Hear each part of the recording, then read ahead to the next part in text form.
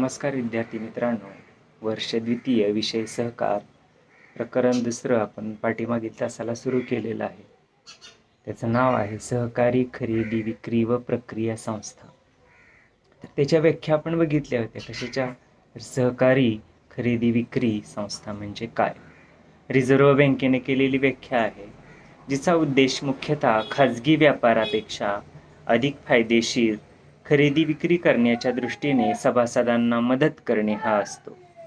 अशी शेतकऱ्यांनी एकत्र येऊन स्थापन केलेली संस्था म्हणजेच सहकारी खरेदी विक्री संस्था होय. म्हणजे या ठिकाणी काय आहे? सहकार या तत्वावरती या खरेदी विक्री संस्था स्थापन केलेल्या आहेत असं आपणाला म्हणता येईल. म्हणजे खाजगी व्यापारापेक्षा काय तर अधिक फायदेशीर काय केलं जावं, खरेदी विक्री व्यवहार व्हावा या मुख्य उद्देशानं सहकारी तत्वानुसार सभासदांना मदत करणं अशा उद्देशानं स्थापन केलेली सहकारी खरेदी विक्री संस्था किंवा जी खरेदी विक्री संस्था आहे तिला सहकारी खरेदी विक्री संस्था असं म्हणतो आपण. त्यानंतर मार्गारेट डिग्बी यांनी केलेली व्याख्या आपण बघितली होती.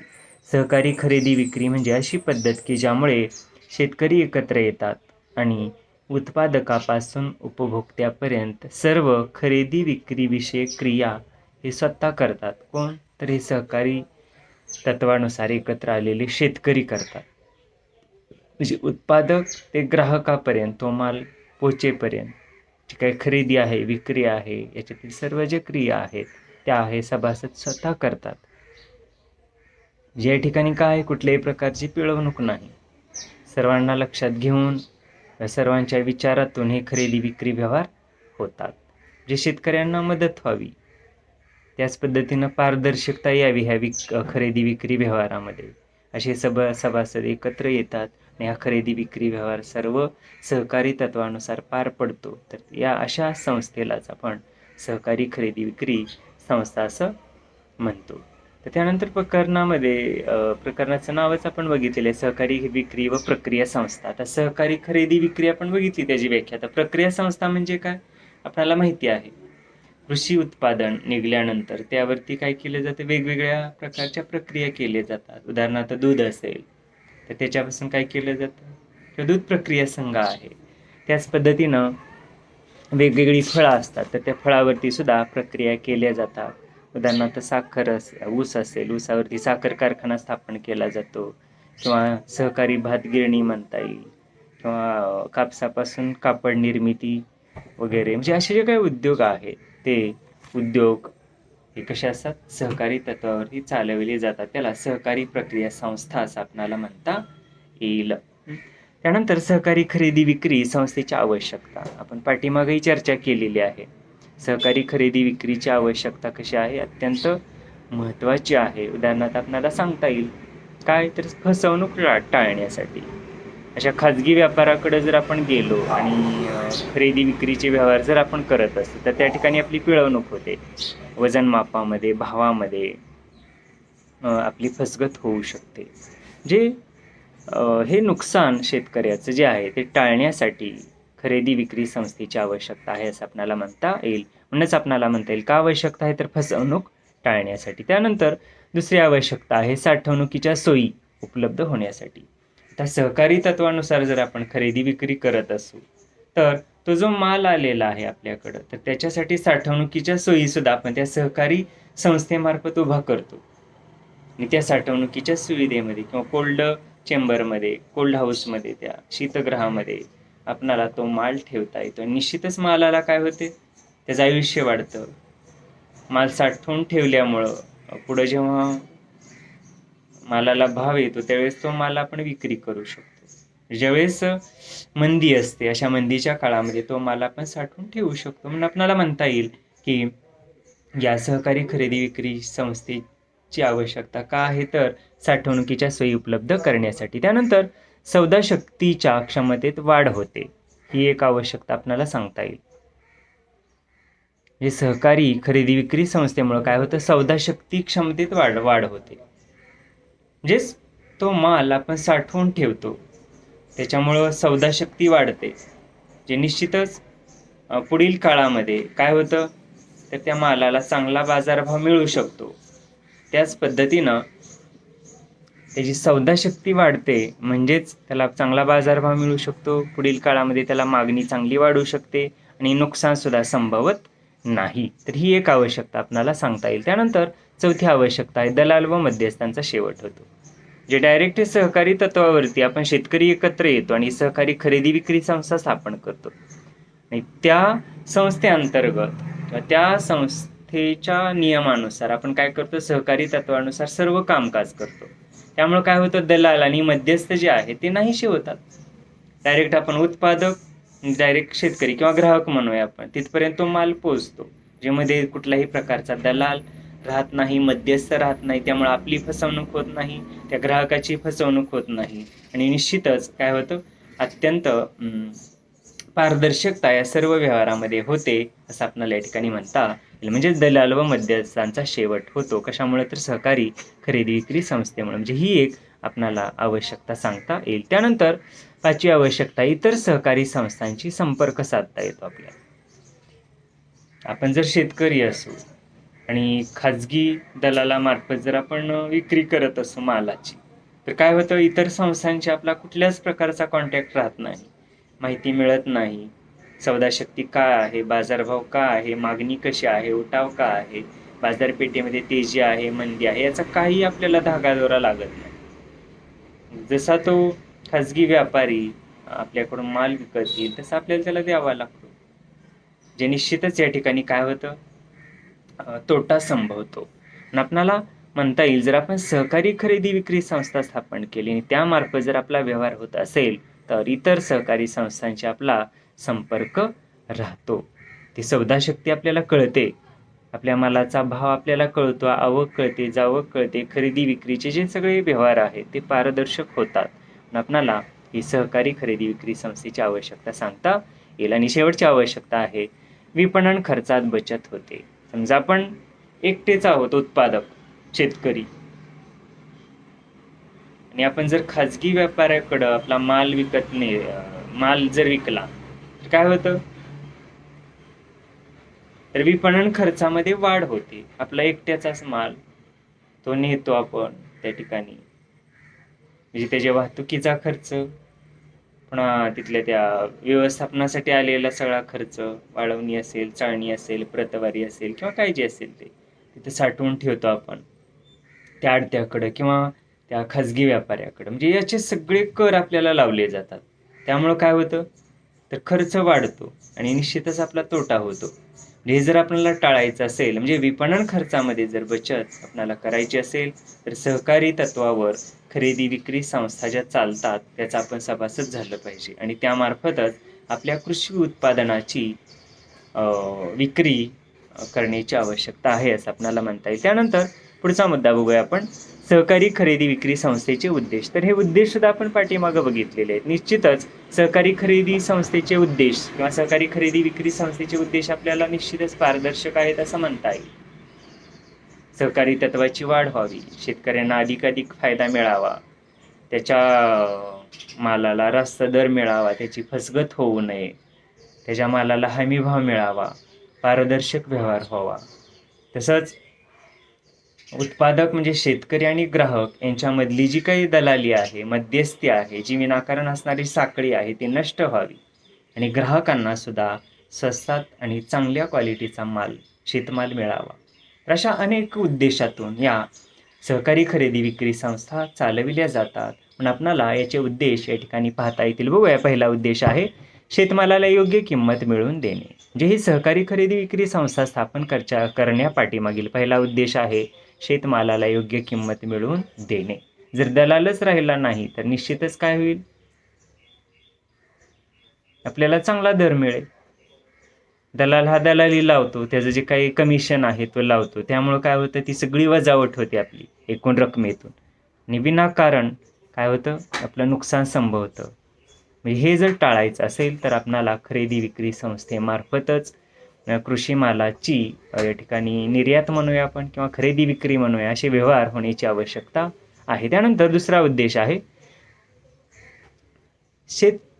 शेतकऱ्याच्या मालावर तारणावर सभासदांना आगाऊ पैसे देणे. आता आपण जर खाजगी व्यापाऱ्याकडे गेलो तर शक्यतो तो काय करतो, आपणाला आगाऊ रक्कम देत नाही, किंवा जरी आगाऊ रक्कम दिली तरी काय असतात, तर त्याचा जो मोबदला आहे तो निश्चितच काढून घेतल्याशिवाय राहत नाही.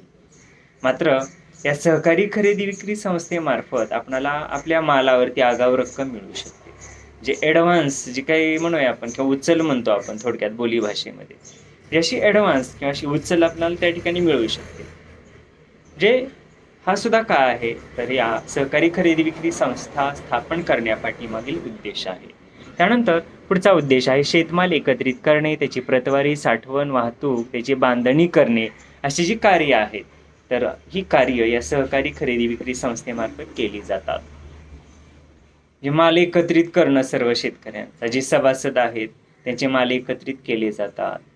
त्यानंतर त्याची प्रतवारी केली जाते, पॅकिंग किंवा बांधणी केली जाते. जे काय असेल ते सर्व प्रक्रिया त्या मालावरती या सहकारी विक्री संस्थामार्फत किंवा केंद्रामार्फत केली जाते. ज्याच्या उद्देशानं या संस्था स्थापन केलेल्या आहेत असं आपल्याला म्हणता येईल.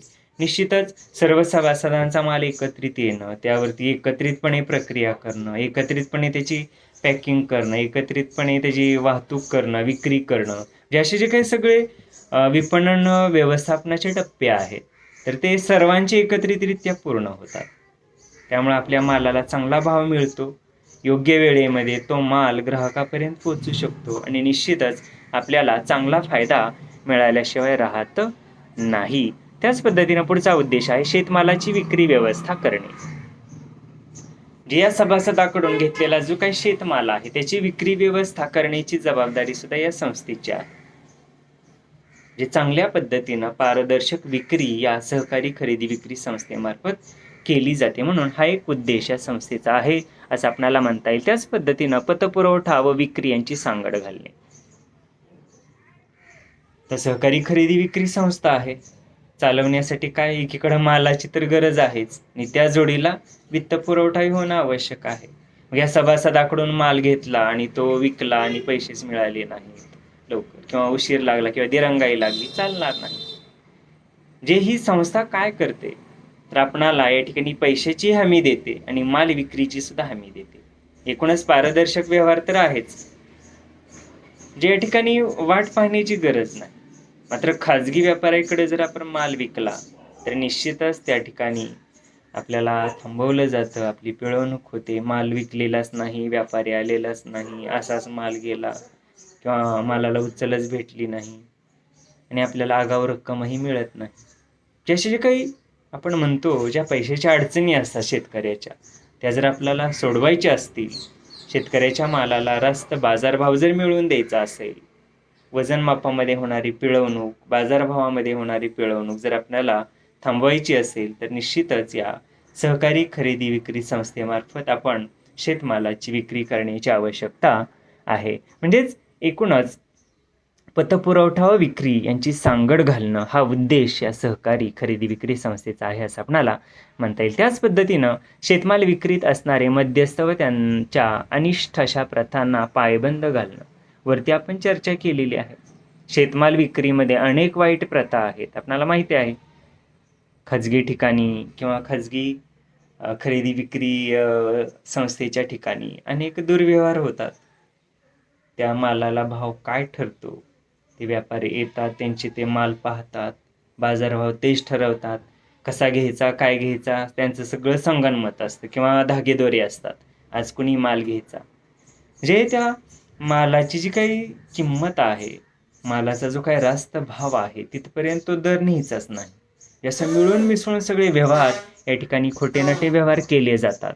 वजन मापामध्ये फसवणूक होते, मालाच्या क्वालिटीमध्ये फसवणूक होते आणि भावामध्ये तर फसवणूक होतेच होते. म्हणजे हे सगळं टाळण्याच्या उद्देशानंच सहकारी खरेदी विक्री संस्था स्थापन केलेल्या आहेत असं आपल्याला म्हणता येईल. म्हणजेच ह्याच्या काय अनिष्ट प्रथा आहेत कुठं खाजगी खरेदी विक्री संस्थेमध्ये होणाऱ्या, ह्या आपल्याला थांबविण्याच्या उद्देशानं या सहकारी खरेदी विक्री संस्था स्थापन केलेले आहेत असं आपल्याला म्हणता येईल, किंवा तो उद्देश या संस्थेचा आहे. तसंच शेतमालाच्या किमती स्थिर ठेवण्याचा प्रयत्न करणं, हे प्रयत्न या सहकारी खरेदी विक्री संस्थेमार्फत केले जातात. खाजगी व्यापाऱ्याकडे जर आपण गेलो, खाजगी खरेदी विक्री संस्थेकडे जर आपण गेलो, तर तिथले शेतमालाचे जे दर असतात ते अस्थिर असतात. ते कुठल्याही प्रकारचे प्रयत्न शेतकऱ्याच्या मालाला चांगला बाजारभाव मिळावा असे कुठल्याही प्रकारचे प्रयत्न त्यांच्याकडून केले जात नाहीत असं म्हणायला काही हरकत नाही. कारण का खाजगी व्यवहार आहे सगळा. जेवढा कमीत कमी किमतीला आहे शेतकऱ्याचा माल व्यापाऱ्याकडून खरेदी होईल तितका किंवा जास्तीत जास्त किमतीला हो किंवा कमी किमतीला हो, त्या एजंटचं जे काही कमिशन आहे ते ठरलेलं असतं, जे त्याला काही या शेतकऱ्याच्या मालाशी देणं घेणं नसतं असं म्हणायला काही हरकत नाही. उलट त्या व्यापाऱ्याकडून किंवा त्यांचे जे काही हितसंबंध असतात, धागेदोरे असतात, त्याच्यातून शेतकऱ्याला तोटा होतो.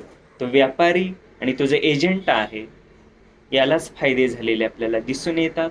हे सर्वांना माहीत आहे. आपण उघड्या डोळ्यांनी पाहतो आणि दररोजच्या व्यवहारामध्ये आपल्याला याचे अनुभव सुद्धा आलेले दिसून येतात. म्हणजे हे जे काही पिळवणूक आहे शेतकऱ्याची ती रोखण्याच्या उद्देशानं या सहकारी खरेदी विक्री संस्थांची स्थापना झालेली आहे असं आपल्याला या ठिकाणी म्हणता येईल. त्याच पद्धतीनं पुढचा उद्देश आहे धान्य वसुली प्रतिनिधी म्हणून सरकारच्या वतीने शेतकऱ्याकडून धान्य वसूल करणे. बघा, जे सहकारी खरेदी विक्री संस्थांचा हा सुद्धा उद्देश आहे. काय तर धान्य वसुली प्रतिनिधी म्हणून, जे या ठिकाणी काय आहे तर धान्याला महत्त्व दिलेलं आहे. शेतकऱ्याकडून धान्य गोळा करणं, बघा किती महत्त्वाचा उद्देश आहे.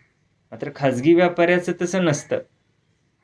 शेतकऱ्याकडून माल गोळा करणं हा मुळीच उद्देश नसतं. तर त्या ठिकाणी कमिशन गोळा करणं, शेतकऱ्याची फसवणूक करणं, शेतकऱ्याच्या शेतीमालाला कमीत कमी भाव कसा देता येईल, हा मतलब त्या ठिकाणी निश्चितच साध्य करण्याचे उद्देश असतात. मात्र या उलट या सहकारी खरेदी विक्री संस्थेच्या माध्यमातून धान्य वसुलीचं कार्य या ठिकाणी केलं जातं. म्हणजेच सरकारच्या वतीनं कार्य करणारी, धान्य वसुली करणारी ही एक सहकारी खरेदी विक्री संस्था आहे किंवा असा तिचा उद्देश आहे असं आपणाला या ठिकाणी म्हणता येईल. तसंच शेतीला आवश्यक असे बी बियाणे, खते, अवजारे यांची खरेदी करून ती सभासदांना पुरवणं. बघा, ज्या सहकारी खरेदी विक्री संस्थेचा अनेक उद्देश सांगता येतील, तर त्या उद्देशापैकीच या ठिकाणी एक महत्त्वाचा उद्देश आहे तो म्हणजे या शेतकऱ्याकडून किंवा शेतकऱ्यासाठी शेतीला आवश्यक असणारं जे काही चांगल्या दर्जाचं बी बियाणं आहे तर ते बी बियाणं गोळा करण्याचं काम सुद्धा या सहकारी खरेदी विक्री संस्थेमार्फत केलं जातं. तसंच शेतीसाठी आवश्यक असणारी जी काही खते आहेत, अवजारे आहेत यांची खरेदी करून ती सभासदांना पुरवण्याचं कार्य सुद्धा केलं जातं. ज्यानुसार शेतीमाल खरेदी करणं सहकारी तत्वावर आणि तो विक्री करणं आणि शेतकऱ्याच्या मालाला जास्तीत जास्त बाजारभाव मिळवून देणं, केवळ हाच उद्देश नाही, हा उद्देश तर आहेच, परंतु त्याच्या जोडीला जी काही अवजारं आहेत शेतीसाठी लागणारी, जी काही खतं आहेत तर त्यांची उपलब्धी सुद्धा करून देण्याचं कार्य या सहकारी खरेदी विक्री संस्थेमार्फत केलं जातं. तर असे एकूण 8-10 उद्देश आपल्याला या सहकारी खरेदी विक्री संस्थेचे सांगता येतात. त्यानंतर सहकारी खरेदी विक्री संस्थेची रचना जर आपणाला विचारली तर या ठिकाणी 4 प्रकारे ही रचना सांगता येते आपल्याला. पहिली आहे प्राथमिक सहकारी खरेदी विक्री संस्था, दुसरी आहे जिल्हा खरेदी विक्री किंवा जिल्हा सहकारी खरेदी विक्री संस्था, त्यानंतर राज्य सहकारी खरेदी विक्री संस्था आणि चौथी सांगता येईल राष्ट्रीय खरेदी विक्री सहकारी संस्था. तर अशा 4 स्तरावरती या सहकारी खरेदी विक्री संस्थेचं कार्य चालतं किंवा तिची रचना आहे असं आपणाला म्हणता येईल. बघूया पहिली रचना किंवा रचनेचा पहिला टप्पा प्राथमिक सहकारी खरेदी विक्री संस्था. तर निश्चितच एका तालुक्यात किंवा एका तालुक्यापुरतं या प्राथमिक सहकारी खरेदी विक्री संस्थेचं कार्यक्षेत्र किंवा त्याची व्याप्ती आहे असं आपणाला म्हणता येईल. किंवा एका तालुक्यातील जी काय बाजारपेठ आहे किंवा 2-4 बाजारपेठेपुरते सुद्धा एकूणच मर्यादित कार्यक्षेत्र या सहकारी खरेदी विक्री संस्थेचं असतं. त्या विशिष्ट गावातील शेतकरी, कुटीर उद्योग करणारे कारागीर तसंच प्राथमिक सहकारी संस्थांचे सभासद या ठिकाणी या संस्थेचे सभासद होऊ शकतात. या संस्था प्रामुख्याने शेतमालाच्या विक्रीच्या व्यवस्थापनासाठी कार्यरत असतात. शेतमालाची विक्री करण्या अगोदर तो माल एकत्रित करणं, त्याची प्रतवारी करणं हे वरती आपण बघितलेलंच आहे उद्देशामध्ये. तसं त्याची साठवणूक करणं, त्या एकत्रित केलेल्या शेतीमालाची वाहतूक करणं, त्याच्या विक्री व्यवस्थेची जबाबदारी स्वीकारणं, म्हणजे अशा अनेक उद्देश किंवा अशी अनेक कार्य या प्राथमिक सहकारी खरेदी विक्री संस्थेची असतात. त्याच पद्धतीनं त्या मालावरती किंवा त्या शेतीमालावरती शेतकऱ्यांना तारण स्वरूपात कर्ज उपलब्धही करून देण्याचं कार्य या पहिल्या प्राथमिक सहकारी खरेदी विक्री संस्थेचं असतं. तसंच कच्च्या मालावरती प्रक्रिया करणं, सभासदांना बी बियाणे, अवजारे, खते यांची विक्री करणं, तसंच सरकारच्या वतीने सभासदाकडून लेवी वसूल करणे इत्यादी कार्य या प्राथमिक सहकारी संस्थेचे असतात. त्याच पद्धतीनं त्या सदस्यांना, त्या सभासदांना स्वावलंबी बनवणं, सहकार, काटकसर हे शिक्षणही त्यांना दिलं जातं. जे सहकारी तत्व त्या सभासदामध्ये रुजवणं, सहकाराचं शिक्षण त्यांना देणं, किंवा सहकाराचं महत्त्व त्यांच्या लक्षात आणून देणं, अशी अनेक कार्य या प्राथमिक सहकारी खरेदी विक्री संस्थेची असतात. त्यानंतर दुसरी सहकारी खरेदी विक्री संस्था आहे किंवा त्याची रचनेचा दुसरा टप्पा तो आपल्याला सांगता येईल जिल्हा सहकारी खरेदी विक्री संस्था. निश्चितच या खरेदी विक्री संघ जो आहे किंवा ही जी संस्था आहे, बऱ्याच वेळा केंद्रीय मध्यवर्ती सहकारी संघ असे सुद्धा याला म्हटले जाते. तर या खरेदी विक्री संघामार्फत आपल्या देशात फक्त काही राज्यातूनच या संस्था कार्यरत आहेत. उदाहरणार्थ सांगता येईल आंध्र प्रदेश आहे, गुजरात, महाराष्ट्र, पंजाब, तमिळनाडू, हिमाचल प्रदेश, उत्तर प्रदेश इत्यादी राज्य जिल्हा किंवा मध्यवर्ती सहकारी खरेदी विक्री संस्थेचे कार्यक्षेत्र हे एका जिल्ह्यापुरते मर्यादित असते असं आपणाला या ठिकाणी म्हणता येईल. वरती आपण पाहिलं एका तालुक्यापुरतं किंवा 2-4 बाजारपेठापुरतं म्हणजे प्राथमिक सहकारी खरेदी विक्री संस्था, आणि एका जिल्ह्यापुरतं म्हटल्यानंतर जिल्हा सहकारी खरेदी विक्री संस्था असं कार्यक्षेत्र त्यांचं सांगता येईल. जिल्ह्यातील सर्व प्राथमिक खरेदी विक्री संस्था जिल्हा मध्यवर्ती सहकारी संघाच्या या सभासद असतात.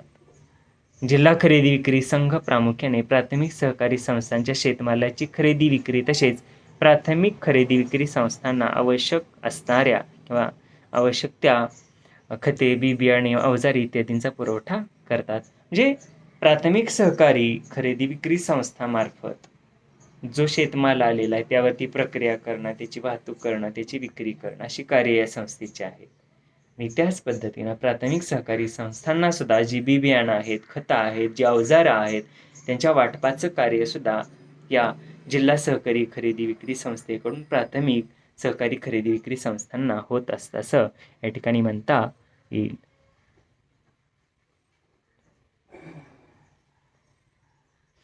त्याच पद्धतीनं शेतीमालाची साठवणूक करणं, त्यांना मार्गदर्शन करणं असं कार्यसुद्धा या जिल्हा सहकारी खरेदी विक्री संस्थेमार्फत केलं जातं. त्यानंतर राज्य सहकारी खरेदी विक्री संस्था. निश्चितच राज्य पातळीवर कार्यरत असणारी ही सहकारी खरेदी विक्री संस्था आहे. म्हणजे संपूर्ण राज्यातील जे काही सहकारी खरेदी विक्री संस्था आहे त्यावरती नियंत्रण ठेवण्याचं काम, त्यांना मार्गदर्शन करण्याचं काम किंवा वरून येणाऱ्या ज्या काही निविष्ठा आहेत त्या इतर किंवा खालच्या या सहकारी संस्थांना पुरवण्याचं कार्य या ठिकाणी या राज्य सहकारी खरेदी विक्री संस्थामार्फत केलं जातं असं आपल्याला या ठिकाणी म्हणता येईल.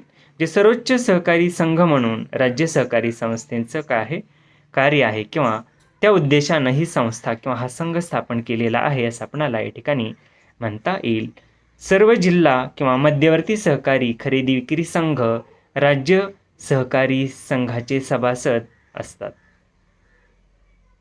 वरती जसं आपण पाहिलं जिल्हा सहकारी खरेदी विक्री संघ हे कोणाचं सभासद आहे तर प्राथमिक सहकारी खरेदी विक्री संघाचं आणि राज्य खरेदी विक्री संघाचं. तसं राज्य खरेदी विक्री संघ हा कोणाचा सभासद आहे तर जिल्हा खरेदी विक्री संघाचं आणि राष्ट्रीय सहकारी खरेदी विक्री संघाचं हे सभासदत्व त्यांनी स्वीकारलेलं असतं.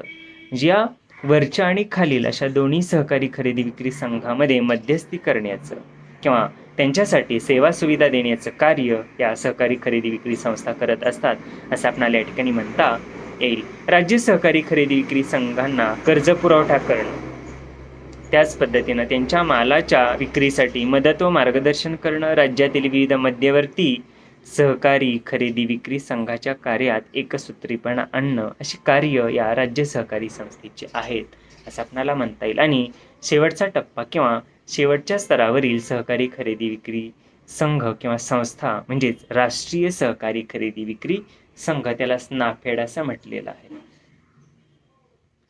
भारतात ही संस्था नाफेड या नावाने ओळखली जाते. प्रमुख कार्य काय आहे तर राज्य सहकारी खरेदी विक्री संघाच्या कार्यामध्ये एकसूत्रीपणा आणणं.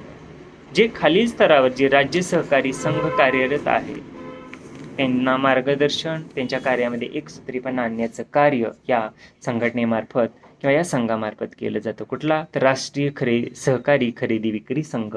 त्याच पद्धतीनं या राज्य सहकारी खरेदी विक्री संघांना मार्गदर्शन करणं, शिवाय शेतमालाची आयात निर्यात करणं अशासारखी कार्य या राष्ट्रीय सहकारी खरेदी विक्री संघामार्फत केली जातात.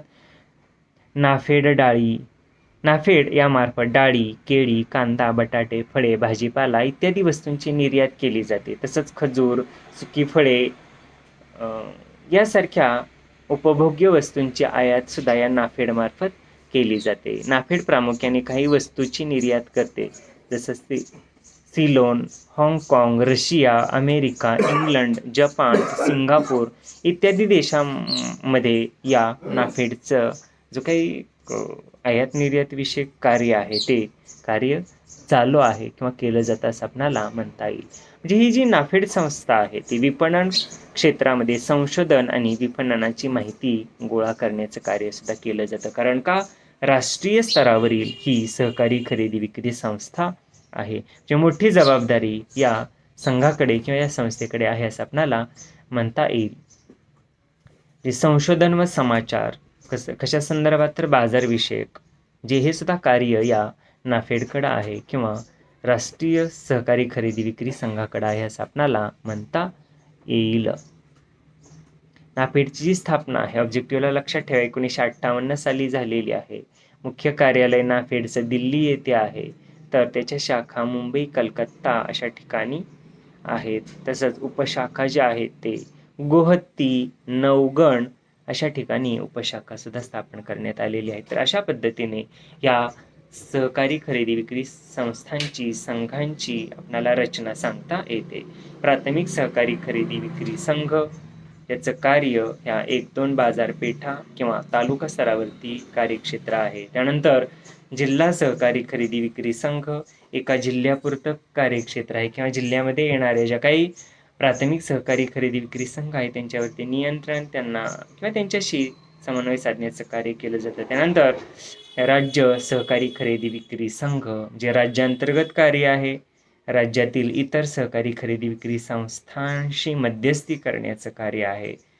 आणि त्यानंतर राष्ट्रीय स्तरावरील सहकारी खरेदी विक्री संघ ज्याला नाफेड म्हणतो, स्थापना नाफेडची 1958 साली झालेली आहे असं आपणाला या ठिकाणी सांगता येईल. तर अशी ही सहकारी खरेदी विक्री संघांची रचना आपणाला सांगता येते. त्यानंतर सहकारी प्रक्रिया संस्था म्हणजे काय, वरती व्याख्या आपण बघितलेलीच आहे. म्हणजे शेतीतून निघालेला जो काही कृषी माल आहे त्यावरती प्रक्रिया करणारी जी काही आणि सहकारी तत्वावर चालू असणारी जी संस्था आहे तिलाच आपण सहकारी प्रक्रिया संघ किंवा सहकारी प्रक्रिया संस्था असं आपण या ठिकाणी म्हणू शकतो. बघूया व्याख्या काय दिलेली आहे. बघा, वस्तूवर प्रक्रिया करणे म्हणजे ती वस्तू उपभोक्त्याच्या उपभोग्य योग्य बनवणे होय.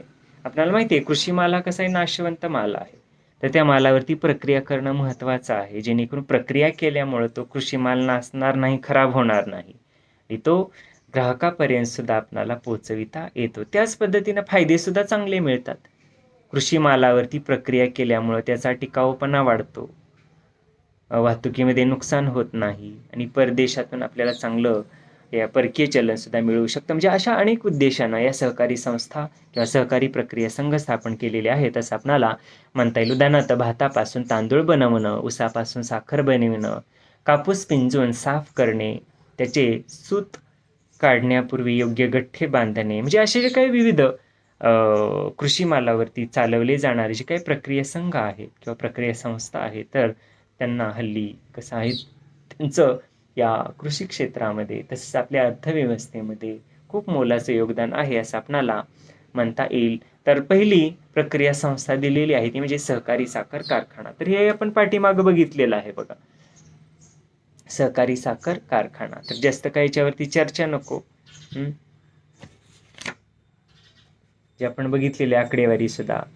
तर पहिला सहकारी साखर कारखाना जो आहे तो 1950 साली प्रवरानगर येथे धनंजयराव गाडगीळ व पद्मश्री विखे पाटील यांच्या प्रयत्नाने सुरू झालेला आहे. जे सहकारी साखर कारखान्याच्या मार्फत काय केलं जातं तर ऊसावरती प्रक्रिया केली जाते आणि त्यापासून साखर बनविली जाते. निश्चितच पुणे, सांगली, सातारा, कोल्हापूर, नाशिक, धुळे, जळगाव, सोलापूर, अहमदनगर अशा ठिकाणी ऊस साखर कारखाने आहेत आणि त्या ऊसावरती प्रक्रिया करून त्याचा साखर पक्का माल बनविला जातो. त्यानंतर दुसरी प्रक्रिया संस्था किंवा संघ आहे तो म्हणजे सहकारी भात गिरणी. जे काय केलं जातं या ठिकाणी भातापासून तांदूळ बनविला जातो, तांदळाला पॉलिश वगैरे केली जाते. कोल्हापूर, नागपूर, चंद्रपूर जे कोकणाव्यतिरिक्त असे कारखाने आपल्याला किंवा असे प्रक्रिया संघ स्थापन झालेले आपल्याला दिसून येतात. मराठवाड्यात थोड्याच ठिकाणी सहकारी भात गिरणी आहेत.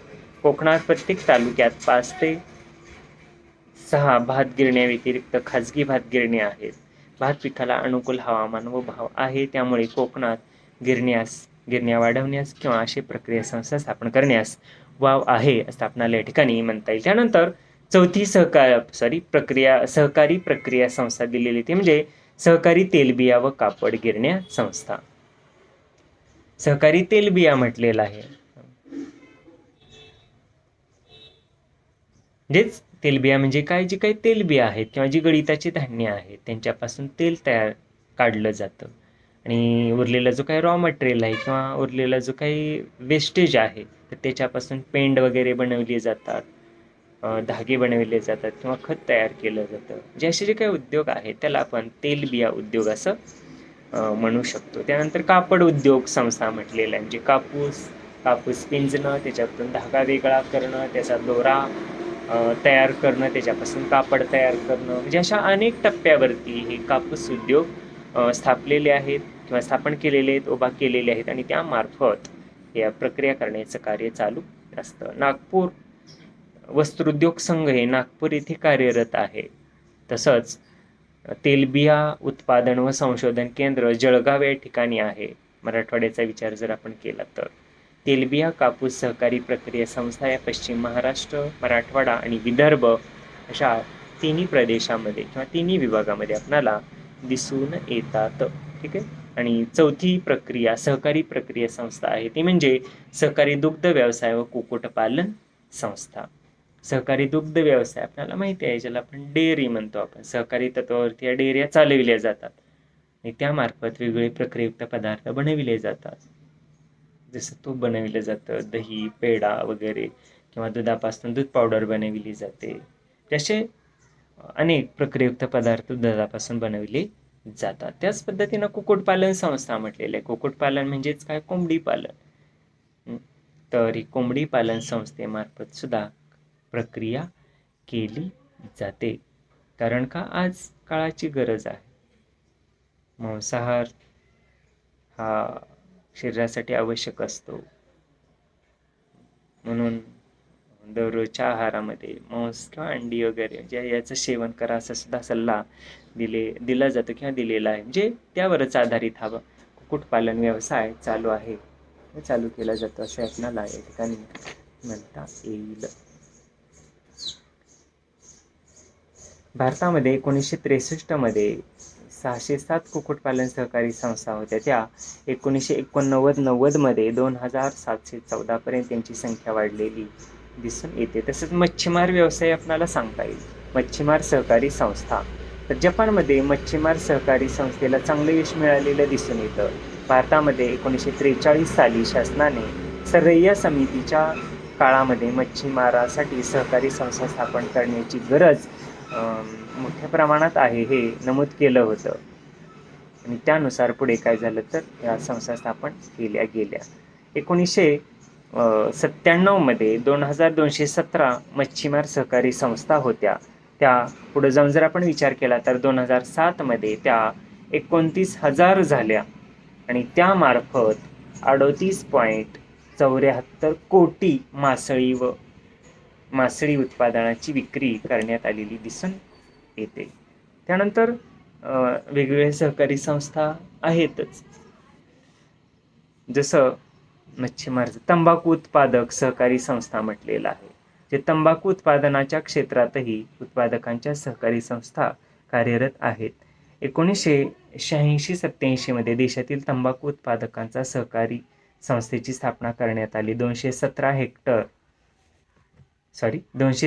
एवढी ही संख्या होती 87-88 साली. ती नंतर 2344 दशलक्ष टन तंबाखूची विक्री करण्यात येत आहे असं आपणाला म्हणता येईल. तसंच सहकारी शेती संस्था म्हटलेलं आहे. सहकारी शेती तर हल्ली आणखीन ही संकल्पना पुढे येत आहे. खाजगी किंवा वैयक्तिक स्तरावर शेती करण्याचे दुष्परिणाम किंवा त्याच्या मर्यादा लक्षात घेता सहकारी तत्वावरती शेती धोरण सध्या अवलंबलं जात आहे. म्हणून त्याला म्हटलेलं आहे सहकारी शेती संस्था. तर त्या ठिकाणी सहकारी शेती म्हटलेलं आहे. सहकारी भाडेपट्टीची शेती, त्याच पद्धतीनं जमीन संस्थेने किंवा स्वतःच्या मालकीने किंवा लीजवर घेतलेली असते, म्हणजे अशी शेती केली जाते. तसंच सभासदाजवळ त्यांच्या मालकीची छोट्या आकाराची जमीन असते व त्या जमिनीवर सभासद काम करतात आणि त्याबद्दल त्या मजुरांना मजुरी दिली जाते. म्हणजे अशा 4 प्रकारे सहकारी शेती केली जाते. तर थांबूया आपण या ठिकाणी. राहिलेला भाग पुढील तासाला पाहूया. तर असे दुसरं प्रकरण आहे सहकारी खरेदी विक्री संस्था व सहकारी प्रक्रिया संस्था. यावरती प्रश्न विचारला जाईल.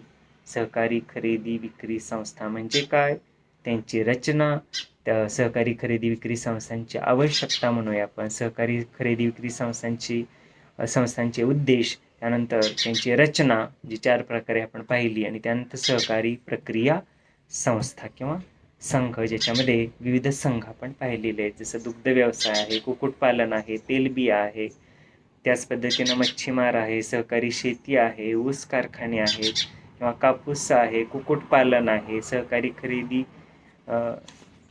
त्याच पद्धतीनं ग्रामीण विद्युत व पाटबंधारे सहकारी संस्था आहेत.